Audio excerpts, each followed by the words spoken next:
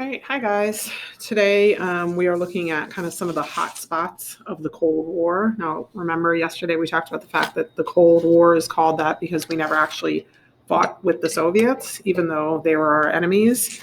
But what we did do is we fought against a lot of other countries that had communism, sort of almost as a what they call a proxy war against the Soviets, even though we weren't really fighting against them ourselves. All right, so three of the most famous examples of kind of hotspots or flare-ups that happened during the Cold War would be the Korean War, the Cuban Missile Crisis, and the Vietnam War. So we're saving the Vietnam War for a whole separate day because that's kind of a big one for next week. But today we're just going to look at these two kind of early crises and how the United States handled them. All right, so the first one is the Korean War. So just, I don't know how much you guys know about Korean history, but just a really quick kind of brief overview of why we were even remotely involved with Korea. Korea had been a colony of Japan. So when Japan surrendered to the Allies in 1945, Korea became kind of one of the territories they had to figure out what to do with it because they had been a colony of a losing country. So they were split into two zones of occupation, kind of like Berlin was that we talked about yesterday.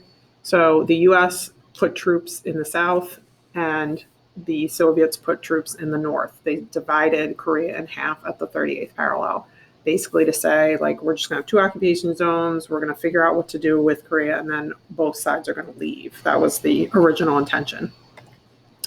So in 1948, if you look at the map there, those two governments were established with the occupying forces still there. North Korea was established as a communist government. South Korea as a democracy or not communist. So this is the 38th parallel that divides it. You can see it's basically almost exactly in half. And then they had two separate capitals that still stand today, Seoul and Pyongyang.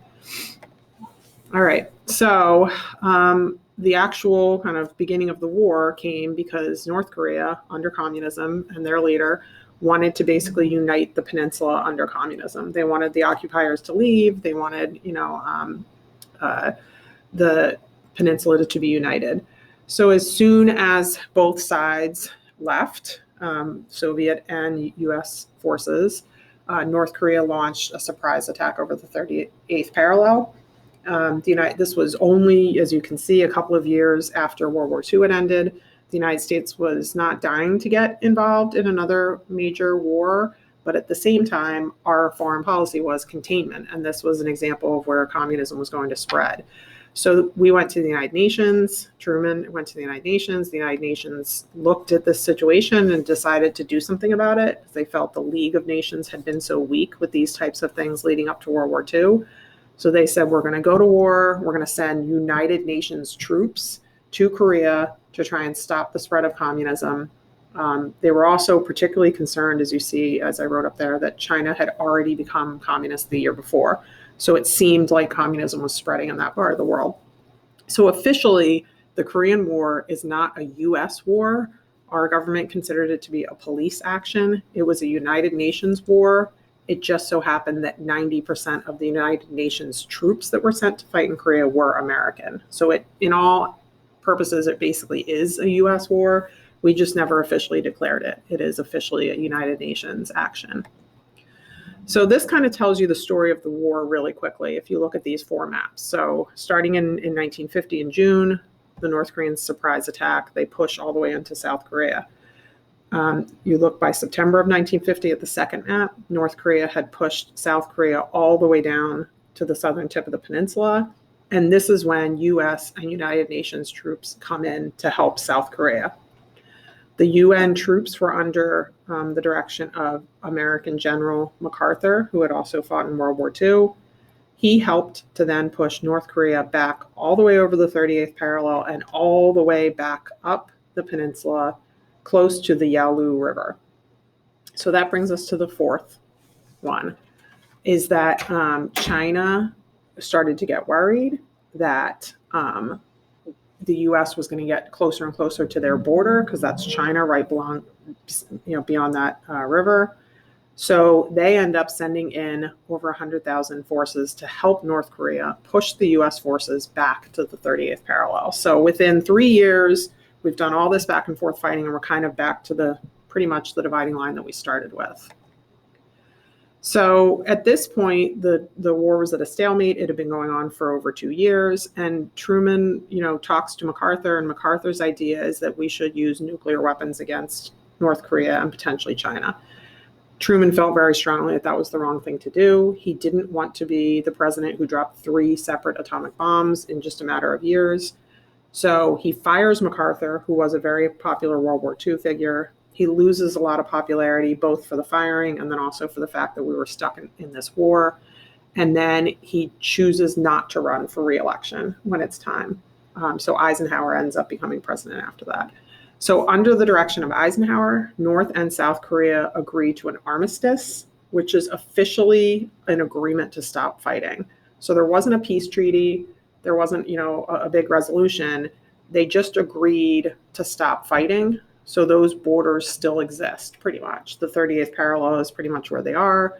North Korean troops and South Korean troops and American troops still stand at the demilitarized zone. And technically North and South Korea are still at a war state today. So this would be an example of where containment worked. It didn't spread. Like, yes, we had to go to war over it, but this would be an example of military containment where troops were sent and the goal of containing communism was successful.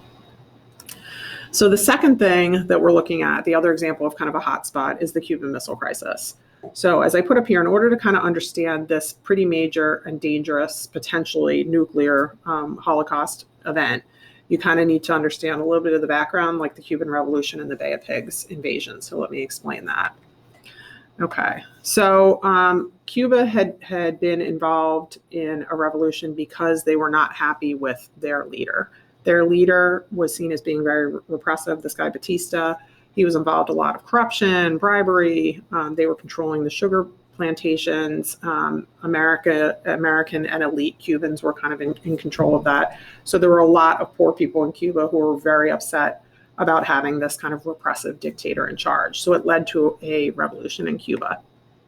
So among those revolutionaries was Fidel Castro, who helps to lead this revolution and becomes the new leader of Cuba. He becomes a communist leader. So America was quite upset to have a communist country 90 miles off the coast of Florida, so close to us. And in response to that, because of our feelings about communism at the time during the Cold War, the U.S. placed an embargo on Cuba, basically, so sugarcane could no longer be sold to the United States, which hurt them economically, and it ended up leading to a fairly bad relationship between us and Cuba. So we spent some time, throughout the 50s developing this kind of negative relationship with them, and by the time John F. Kennedy was president in 1960, we were starting to look at the potential of overthrowing Castro. Like, how could we maybe overthrow Castro and try and get communism out of Cuba? So the CIA came to Kennedy in 1961 and said, look, we have a plan called the Bay of Pigs. We're going to take Cubans who have fled Cuba to get away from Castro, who have fled to places like Florida. We're going to train them. The CIA is going to train them to overthrow Castro. We're going to then drop them back off at this place in Cuba called the Bay of Pigs, give them weapons, give them funding, give them training, and drop them back off so they can then go and basically start a revolution and overthrow Castro rather. That way, we can completely replace the leadership in Cuba and look like we didn't have anything to do with it. Unfortunately, it didn't work out that way. The plan fails.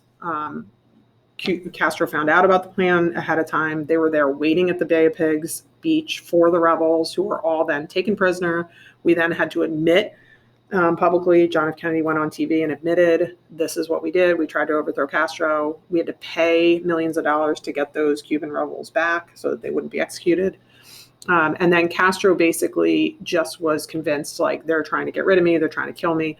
So he's looking for an ally who's going to help him with the United States, and the Soviet Union is there to do that. So that leads to the Cuban Missile Crisis. Basically, Cuba allows the Soviet Union to put nuclear missiles in Cuba that could basically pretty much hit anywhere in the United States.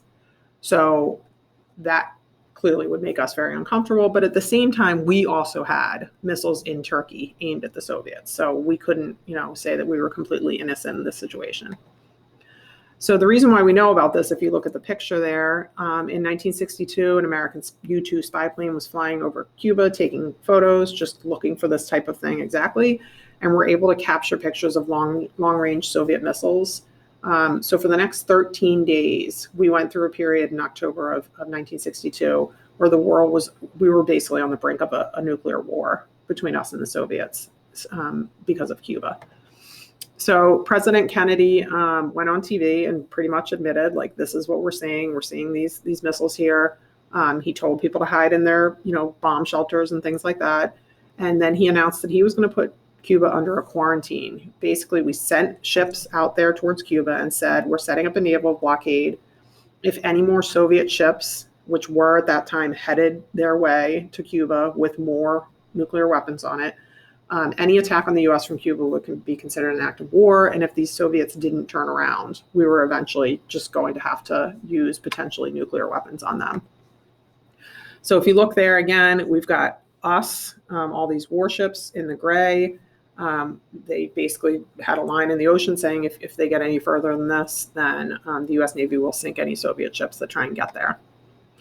So this is one of a million cartoons I could have picked for you, but just some examples of how close we were. It was essentially basically on the left side is Khrushchev, the leader of the Soviets at this point, and on the right side is Kennedy, and they're kind of on the brink. So this style of foreign policy is called brinksmanship, and it's pretty much just like we're both bringing you to the brink of war, and we're hoping that the other guy is going to end up backing down, and that is what happened.